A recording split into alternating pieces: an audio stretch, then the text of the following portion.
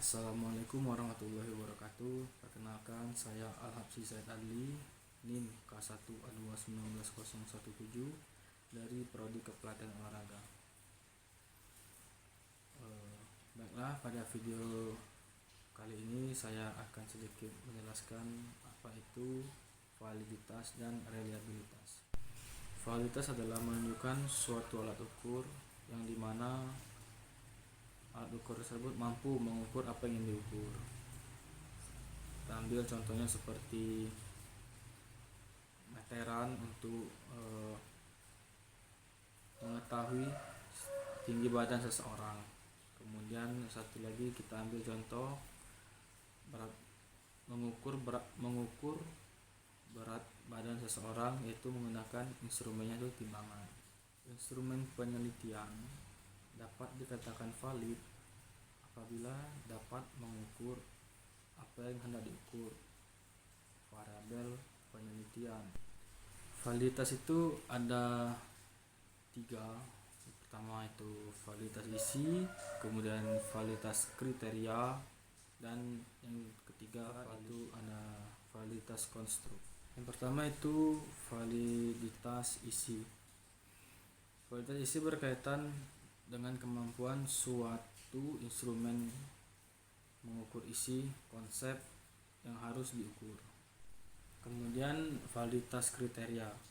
Validitas ini suatu instrumen dengan membandingkannya dengan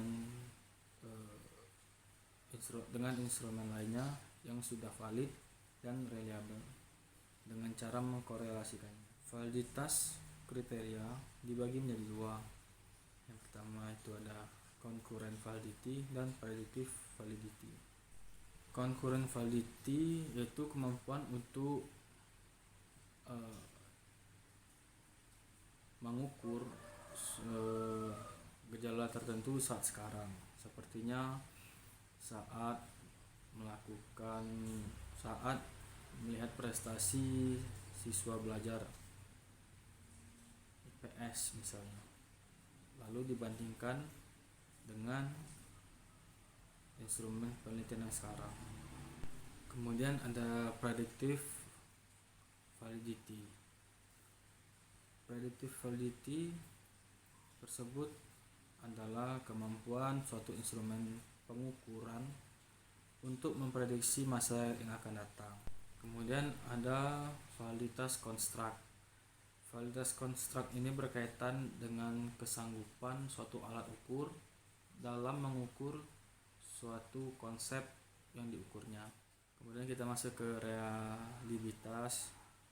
Reliabilitas sendiri bertujuan untuk mengetahui sejauh mana hasil pengukuran tetap konsisten apabila pengukuran 2 kali atau lebih terhadap gejala yang sama atau masalah yang sama dengan alat ukur yang sama.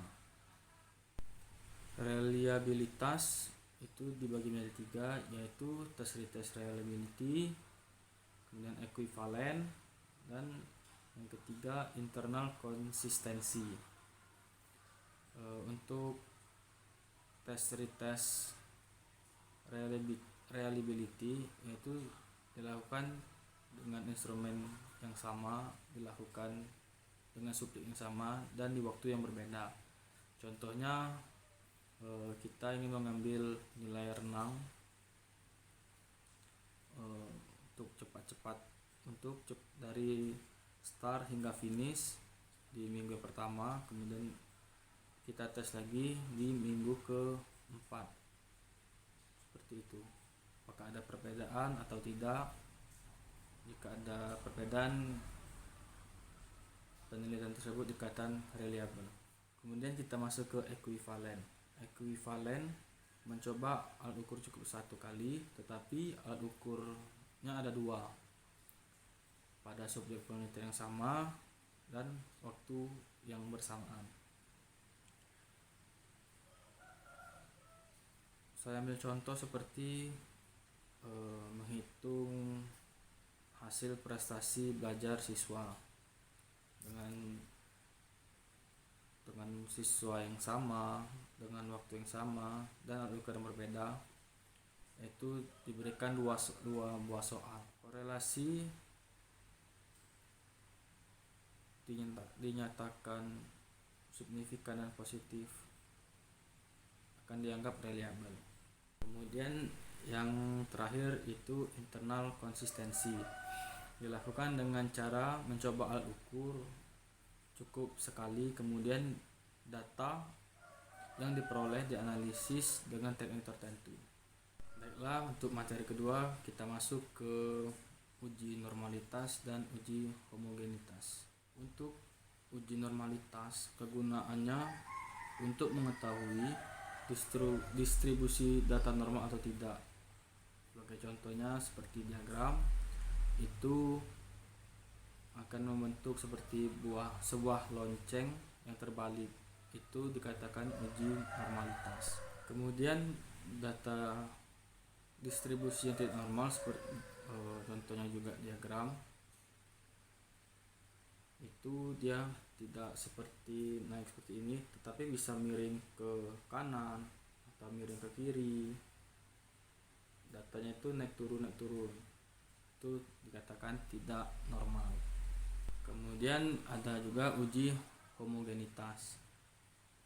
Uji homogenitas adalah membandingkan data atau data harus sejenis, dilakukan untuk melihat sampel yang berasal dari varian yang homogen. Kemudian diperlukan sampel atau variabel. Baiklah, untuk materi yang ketiga yaitu ada uji ANOVA. Apa itu uji ANOVA? Uji ANOVA adalah sebuah analisis data untuk menguji perbedaan antara grup. Grup di sini bisa berarti kelompok atau jenis perlakuan. Kegunaan dari ANOVA adalah untuk menguji rata-rata 3 atau lebih dari suatu populasi. Kemudian asumsi ANOVA berguna untuk menghitung jumlah normalitas. Yang kedua adalah untuk menghitung antar pengamatan saling bebas, dan yang ketiga itu untuk ragam yang sama atau dikatakan dengan homogen. Kemudian ciri-ciri ANOVA itu ada 2, yaitu adanya 3 atau lebih populasi yang akan diuji. Kemudian yang kedua yaitu data berskala rasio atau interval. Kemudian prinsip ANOVA adalah melakukan analisis variabilitas. Melakukan analisis variabilitas data menjadi 2 sumber ragam, yaitu ragam dalam kelompok dan ragam antar kelompok. Baiklah, jenis-jenis ANOVA itu ada 3. Yang pertama itu one way ANOVA yang melibatkan satu faktor.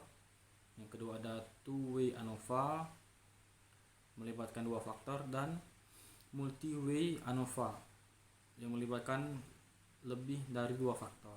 Mungkin cukup sekian penjelasan dari saya tentang apa itu validitas, reliabilitas, normalitas, homogenitas, dan uji ANOVA. Mungkin saya ada kurang kata atau kata-kata yang kurang berkenan di hati, mohon dimaafkan. Assalamualaikum warahmatullahi wabarakatuh. Salam olahraga jaya.